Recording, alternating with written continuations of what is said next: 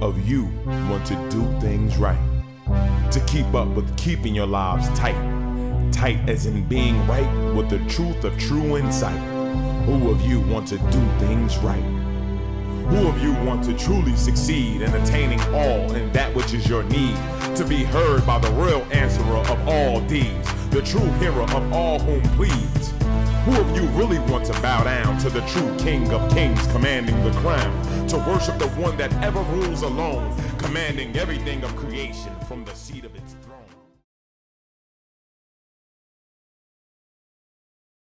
Continue watching, may the Lord bless you. I know you got cut short because of time, but you can go back and finish explaining the guardian. I like the way you say your words sometimes, explaining. I didn't know which language is that? Spanish. It's Spanish. All right, I'm going to continue explaining. For myself, my guardian angel Joseph protected me and gave me a lot of things that I wasn't aware of. I had near-death experience when I was a child of 15, 16, or 17 years old, and I mean really died, and I was brought back. But I seen my guardian angel there. I didn't recognize it, but I knew it was an angel for the place I was in. And Gabriel was there as well. Gabriel touched me, and it was a giant being in that particular sense. And so there were two angels there, but then Allah was there, hidden behind a wall. I knew that it was there because I related to Allah as the light, and it was behind a living wall. Okay? So now when I became enlightened, when I was wrestling with the devil, Joseph was commanded by Allah to tell me how to sleep because the devil was forcing me not to be able to sleep for like 2 weeks at a time. And I was like almost ready to go out my mind, but you know, I was fighting hard. And this went on for 9 months. Now, once he taught me how to sleep in the last 3 months, I was able to, you know, have some comfort. But when I became enlightened, he was replaced. Joseph was replaced by Gabriel. Joseph have a different duty in being the guardian because I got many guardians. But now I have Gabriel who is intertwined in the mix of this unified being of mine with Allah, and it has power over me, and it manifests through me, and it manifests with me, and it manifests by me. You see? And we don't get confused about who is who and what is what. Now, the archangels are the high angels. They're on the arcs. Those are the holy high angels. The thrones, which you're talking about, those are a different set of angels. They're exactly what they say they are. The thrones. The thrones of A.H.A.D. Huh? And you had a seraphim. The clothing of Allah, of A.H.A.D. that address the form that is manifested in the image that mankind is created in. So now I done told you about four different kinds of angels. Yes. Do guardian angels become archangels? No. Guardian angels do not become archangels. What we are created as, we are created as. When people die, they say they become angels. Right? And most of mankind agree. But is that true? No, that's not true. You come into your spiritual forms, but you're not an angel. You're still what you were created to be. Huh? When someone speaks to you from the dead and they give you some words, Allah has provided them with the way to come and speak to you.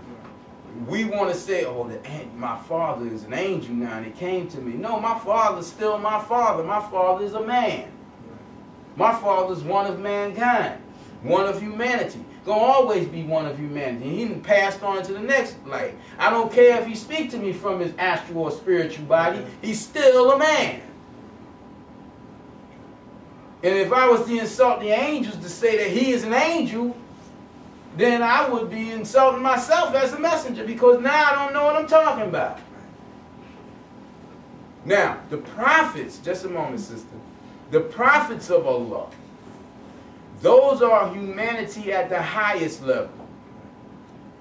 And that's what you were saying, making mention of. Right. And when Allah made mention of the prophets being arranged in ranks before the throne, that they have settings like that.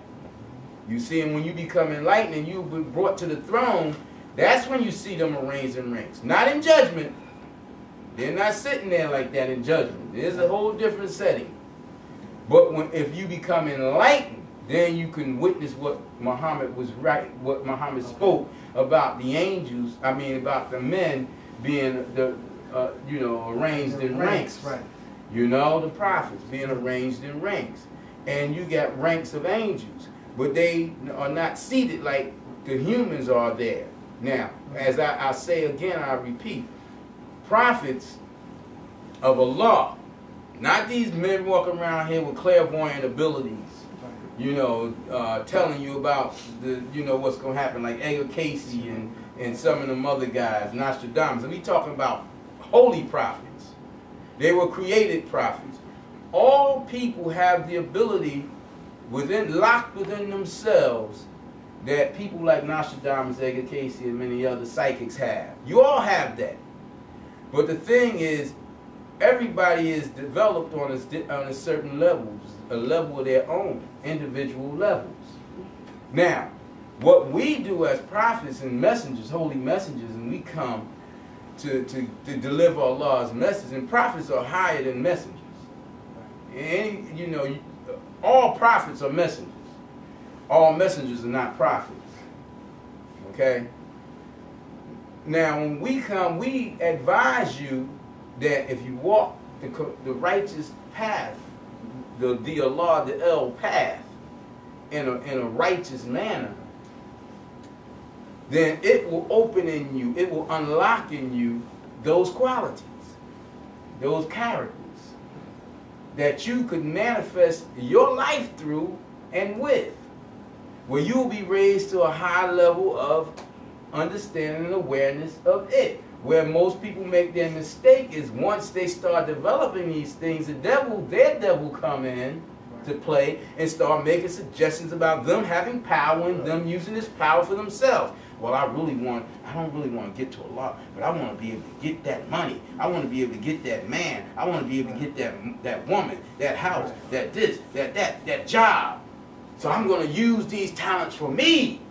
And that's where people always fall short. Allah give them a word, an idea, a thought that they're supposed to use for it, and then it allow their devil to create all kinds of situations to tempt them to use it for something else. And then they want to straighten out their little measly lives, and they lose. And they can't get it through their dumb brains. A.H.A.D gave this to you. Use it for its cause. Give to A.H.A.D what belongs to A.H.A.D. In other words, give to Allah, amen, what belongs to it. Why would you take it, still run with it for yourself? Oh, look what A.H.A.D gave me. Let me go build my life. Forgetting that in its reality, it is the builder of your life. And if you only surrender to it, it will give you what you need and much of what you want. And protect you from those things that you would fall into if you did not give back to it what belonged to it. That's that loan was talking. There you go. People usually say that they're saved by their guardian angel. When they're in accidents, saved by fire. And aren't they confusing that with A.H.A.D's mercy? In a sense, yes, but in a sense, no. When you go out and you talk to people and they say, where you get that from? What do you say? From the Holy Apostle. Right? My teachings, yes. Yeah, Holy Apostle. Yeah. See, she like you. How can I get around this? But you got it from Allah. So are you wrong? So when these people have accidents and Allah manifests their guardian angel, and their guardian angel save them, tell them what to do, or bring help to them, or what have you, or prevent them from doing a certain thing which would cause their end, they give credit to that guardian angel. They're only misguided. You know, A.H.A.D said there are people who prefer the messengers to be angels. It said if I was to send an angel, the matter would be decided. Right. Do you know why? Do anybody know why? Do anybody ever ask why? Tell me why. I can't tell. Lord. It's not you raised up like you was about to tell. Correct me, please. I'm going to correct you. You don't have to beg. I'm not going to lead these people out in the world astray because of you. Had struck me that if when A.H.A.D sends an angel, and it's a matter that's already decided, it reflects the particular job or the service that that angel is supposed to perform when it sends an angel. Such as that's in reference to an angel instead of a messenger from humanity. A messenger from humanity is there to give the message to the people, to warn them, to let them know that how they're supposed to serve and how it's going to be important. I think about in this sense, when Allah sent Abraham to get Lot and Allah sent the angel, tell them to get them out before I destroy this town. Once it decided that judgment on whatever situation, yeah, then Allah. Okay. Let me break all your confusion. We like to put things in simple terms. It said if I sent an angel, then the matter will be decided. And we could say, okay, it already decided, so now it's sending the angel. It sent the messenger, now it's sending the angel. Did not angels always come as messengers to the messengers? Right. So it did send a messenger, angelic messenger to a human. Mm-hmm. And the matter wasn't decided at that moment, was it? No. And when Gabriel manifested in form where people could see him, right. And they said to Muhammad, who was that? He said, that's the one that came to teach you your religion. They still had time, the matter wasn't decided. Right. It says, I send you my messenger as a sign of mercy. I created my prophets, my holy messengers, as signs of my mercy. Okay. Let's look at it this way. How merciful would A.H.A.D be if it dropped a guppy inside a shark tank? Both of them fish.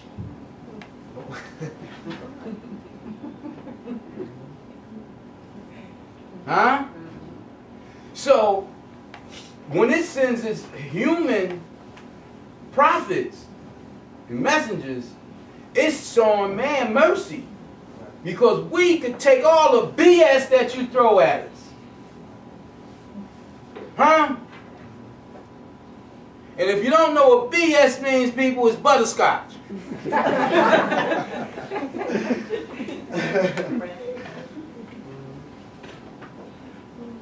We could take all that stuff. We suffer. We're sacrificed. We suffer for all your ignorance, your foolishness, your disobedience. We suffer and sacrifice. You think an angel gonna stand by and let you make it feel those things?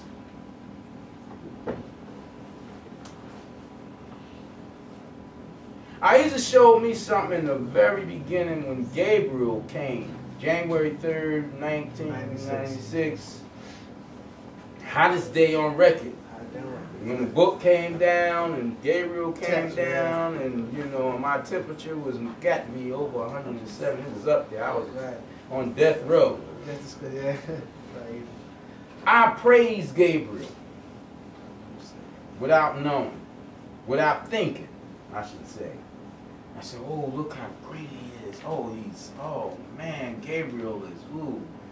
Gabriel was so outdone with me, that quick, that I had concerns. And I said, oh Allah, the angel act like it don't like me. Allah never answered me. Allah didn't answer me on that. And I said, why this angel don't like me? I was longing for Joseph. Can I speak to Joseph, Father? No. You will not relate to Joseph like that anymore. You have Gabriel. Like, but he don't like me. Why he don't like me? And I forget how much time had went by.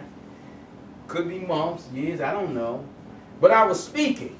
And I was speaking from the heart. Allah was speaking through me. And somebody said, well, what about about Gabriel? What about the angels? Or something like that came. I said, they are nothing. Who are they? They're just as dependent upon Allah as I am.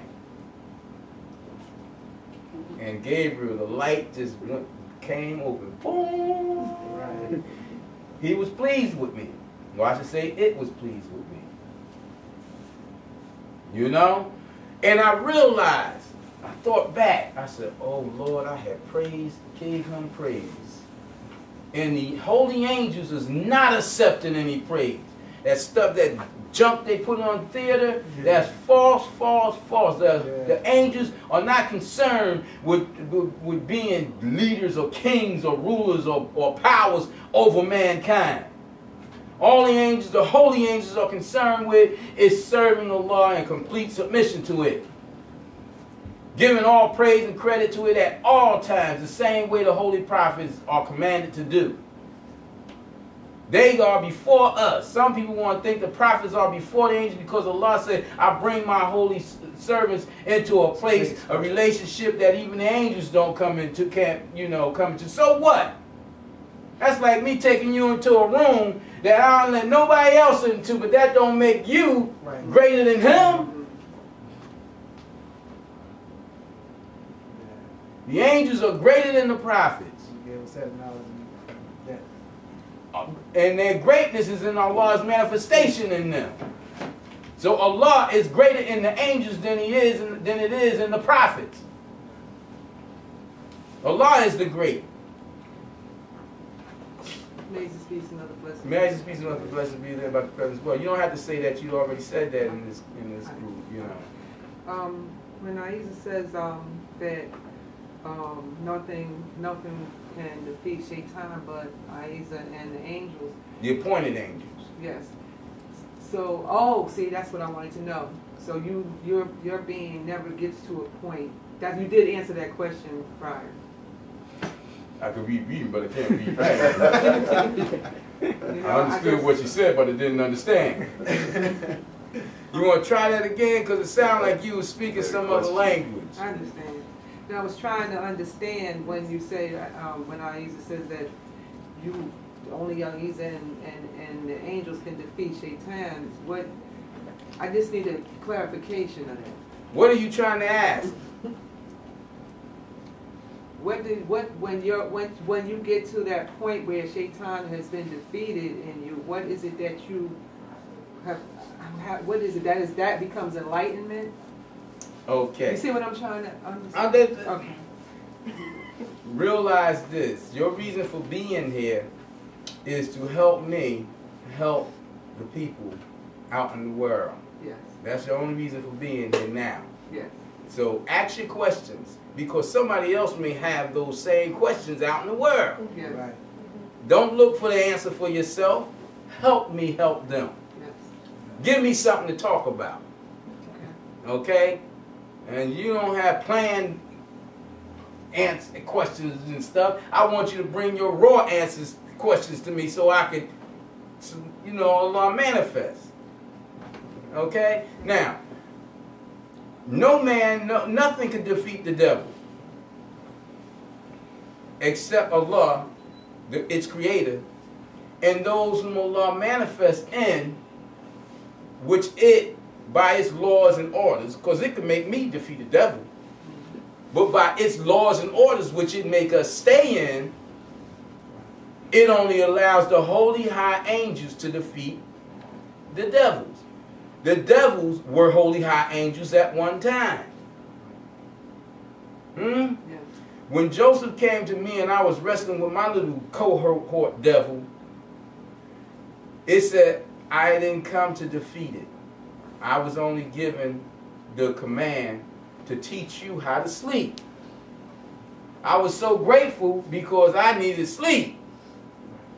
You see, and by me having some sleep, then I had energy, then I could continue on doing what I was doing better. You understand? But it wasn't until my enlightenment that Allah took that devil, threw him into hell, transformed him, brought him back, and made that my devil a slave unto me. When A.H.A.D said, I placed the devil beneath the feet of the righteous, it was talking about they placed the devil beneath the feet of the holy men, those who are wholly unified with it. Not be under the foot of some preacher or minister, imam, sheikh, or whomever, the pope. Right. Huh? So Allah defeated that devil for me. You see? And the angels encircle around me, keep all other devils out. Because there's a certain command with that on me. Question is about Judgment Day. Judgment Day, is it 2 judgments? Judgment Day can come at any day.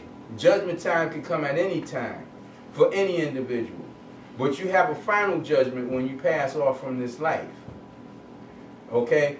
And now, is there any confusion in me about my judgment? A.H.A.D told me that I have been judged. And it has taken my soul and my decisions of life away from me. Therefore, every decision that I make is with my soul with it. It makes my decisions.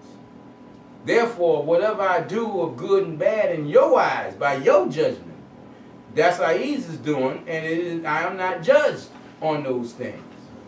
Because I have gone through what Job has gone through to fight that devil and be free of those things.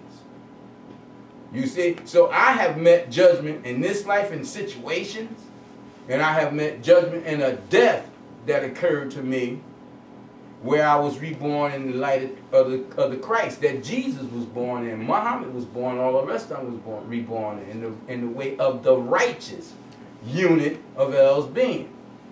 And that's what I'm immersed in, that's what has me in it. You see? So now, for you, you're being, how can I say it? In this life, you got certain judgments that come along and you feel the pressure of them. You feel like you're cursed, you feel like you're damned, you feel, you're troubled. And you're being smacked around by life and you say, man, Allah judging me like, be happy. Because the more you get off in this life, the less, if you stop doing wrong, the less you have for the next life. Because everybody got to go past that throne of Osiris. Yeah, I said it. You know? Everybody got to go there and be judged. Now, will I have to go there and be judged? I don't think so. My Lord said my place is already set in paradise for when I finish here. And He said no matter what happened to me, I'm successful here. You know? And as far as I know, when I go back, I'll probably be celebrated just like I was when I came out. You know? But for you, it's another story. You got to get to where I'm at. I'm trying to pull you, trying to show you how to get there. You know, you fight, it's like a little baby or a little puppy. You fighting and you don't know what I'm doing to you, you know? When you think I'm about to harm you, you say, ah! And I'm trying to see you saved. Now, you just finished saying how you're not judged by what we do. And being that we're being that we're with you, we're your companions and everything, and people tend to judge you by us, I want to know from... Isn't that wrong? Yeah, I want to know from Fakir and Idris, how do they feel about people in our community going out and misrepresenting the Holy Apostle? How do y'all feel about that? Major flaw, major danger. The exact, it's like we've been given a mercy, we've been given a responsibility. And by not taking that responsibility seriously enough and carefully enough and mindfully enough, you go out there and it's like you're not minding the store. You're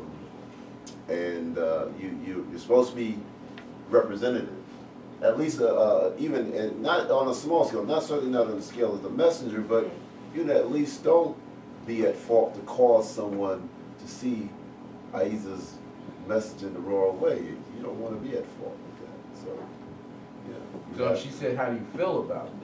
How do I feel about misrepresenting my a job? Yeah, how do you feel about people in the community, people that be around the Holy Apostle, you know, misrepresenting the Holy Apostle out in the world, outside of his presence? How do you feel about that on a personal level? On a personal level, there was a phase when I would feel bad for an individual who's not being mindful of A.H.A.D and his judgment in my perception. Now in my perception, I see them and I feel for them, but I don't feel as much for anybody as much as I start feeling for myself. You know what I'm supposed to be doing. So I know why he answered that question like that. You know, so yes, I wish well for my brother to have what I would want for myself of the best.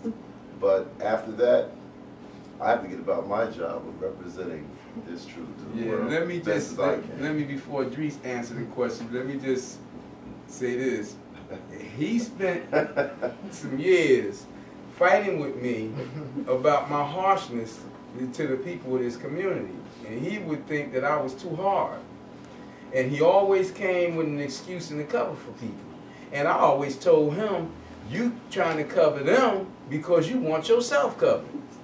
You know, you making up excuses for them because you want excuses. So, in other words, he thought I was being hard on him too. And I did everything I could to get him to see why I was doing what I was doing, but I couldn't until I said, okay, I want you to go and lead them. And I gave him a position. Now, in short terms, he said, the hell with them. Because they done whipped him down, and now he ain't making no excuses unless he gonna go talk to himself. And they done made him insane. He going to that mirror and say, you know, you're really being too hard on the people. Don't tell the audience about my mirror. Yeah. No, that same question, man. I speak with bear witness to the misrepresentations. I know it well. You know, on the dark side, being the advocate of the devil, that truth that you facing yourself and misrepresenting is a real thing.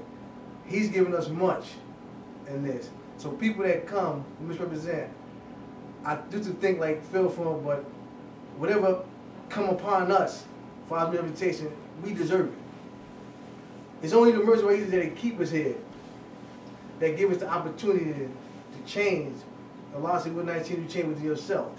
Facing that mirror that He's talking about, of yourself, and the ugliness, the sulliness, the dirtiness, the dark, all that's in you, till you face that. Realize that you in need of hell, that you got to sacrifice, and the lesson that I've been beating in my head, come on to start to realize that it's only the sacrifice and the slaughter on that table, like He talked about Isaac. That you only way to represent Allah, because you can't really represent Allah. I realize you can't. It represents itself in what it do through you, of truth. That's the light that will Allah say through Jesus. The good work that they talk about Jesus saying that the light shine, that's only the light of El being shine through you, being shown, manifested, but it ain't you. And ever think that that devil trick you think is you, then know that you are losing. And I say that anyone that's seeking to walk this way, true to self, true to heart, true to your Lord, because it is the reality. And that's what I say for those. Well, can I ask you a question? What would make you ask that question?